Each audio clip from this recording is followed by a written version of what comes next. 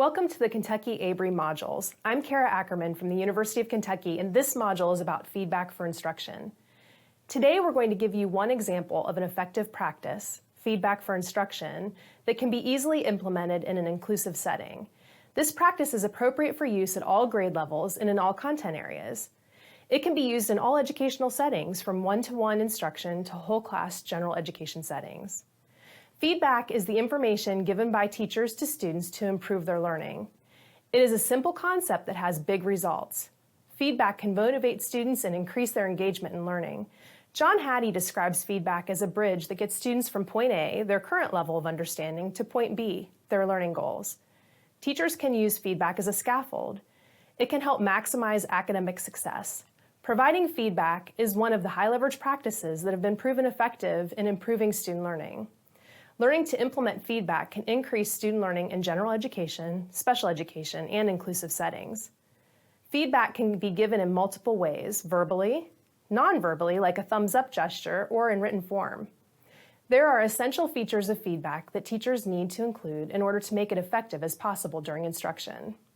The first feature is that effective feedback must move a student toward a goal. Teachers set clear goals for students, and then they use the feedback to tell the student how to improve performance to reach that goal.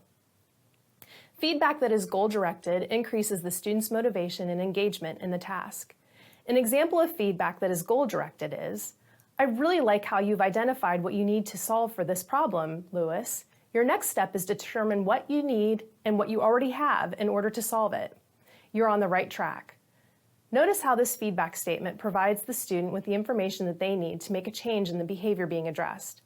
Second, feedback is effective if it is provided in a timely manner. Just like reinforcement, feedback should be given in a timely manner. Delayed feedback is less powerful. Ongoing feedback throughout a lesson prohibits the students from practicing errors. Additionally, feedback provided by the teacher at an appropriate time, rather than when it's solicited from the student, is much more powerful. The third feature of effective feedback is that it should be genuine. Genuine feedback will promote a positive teacher-student relationship. Teachers should provide feedback that is positive rather than judgmental. The way this feedback is delivered is also important. Using a tone that's sincere is more effective than using a tone that should be considered inauthentic, such as overly loud or condescending tone. Relatedly, feedback should be consistent with the student's needs. It should be age-appropriate. Some younger students may like public displays, such as posting their graded work or giving them an award, but others may not. Alternatively, older students may just prefer personal feedback. Finally, feedback should be consistent with the phase of learning in which it's being given. The phases of learning are acquisition, fluency, maintenance, and generalization. Teachers should provide a high rate of feedback initially during acquisition of a skill and then fade that feedback over time. Intermittent reinforcement provided after a skill is mastered will help the student maintain the skill. Three forms of feedback that we will discuss that can increase student achievement are behavior-specific praise, instructive feedback, and corrective feedback.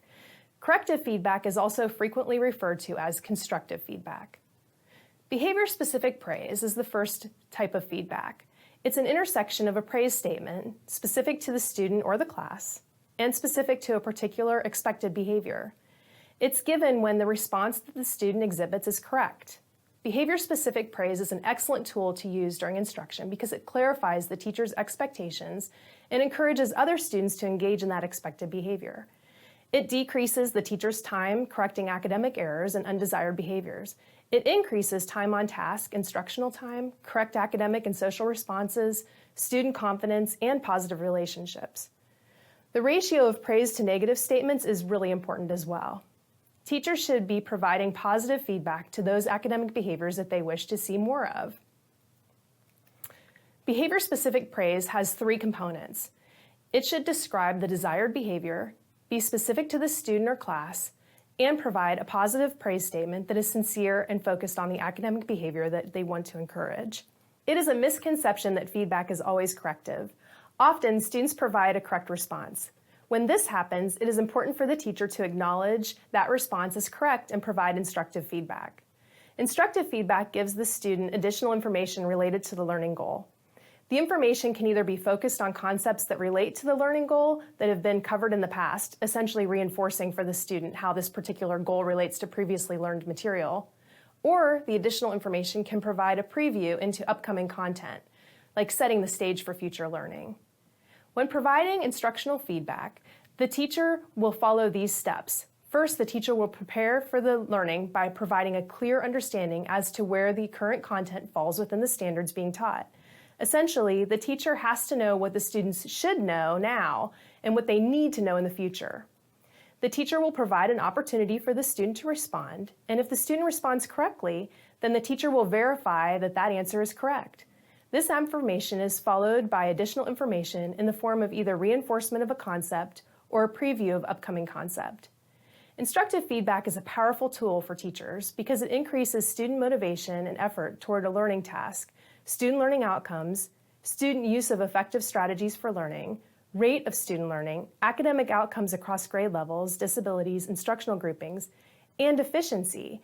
Students will learn more in the same amount of time.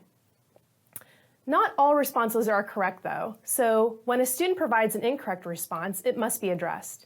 In this instance, the feedback received needs to be constructive, known as corrective feedback, and set the student up for success in the next trial. Corrective feedback should answer, "What should you have done instead?" for the student. It should also give the steps that the student must take to correct their mistake. It allows the teacher to prompt the student to admit the appropriate response. By allowing this opportunity, the teacher has now given the student a chance to receive additional instruction and positive feedback. This is different than a reprimand. A reprimand only acknowledges the error. It does not provide information on how to correct it. The steps a teacher must follow in order to provide corrective feedback are indicating that the response was incorrect, providing the steps needed to take in order to master the new skill, and provide praise following the corrective behavior. You can see with this example that the teacher scaffolds only provides what is necessary and uses questioning to determine what to do next, so the student is guided to the correct response.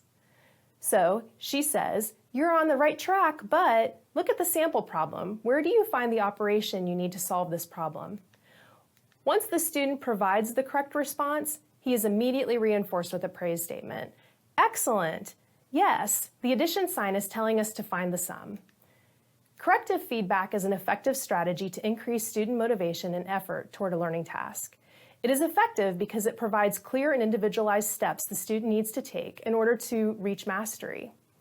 If the teacher would have simply said, "I see an error here, keep on working," the student would not have received enough information to emit the correct response.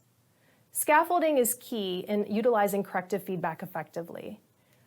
This module has provided information on what feedback is and 3 specific forms of feedback that you can use immediately in your classroom. Feedback is an effective practice that can be used in inclusive settings. When used with fidelity, it can increase student learning, motivation, and even student independence, which is the ultimate goal that we have for our students. For more information on this and other effective strategies for inclusive settings, visit the Kentucky ABRE website.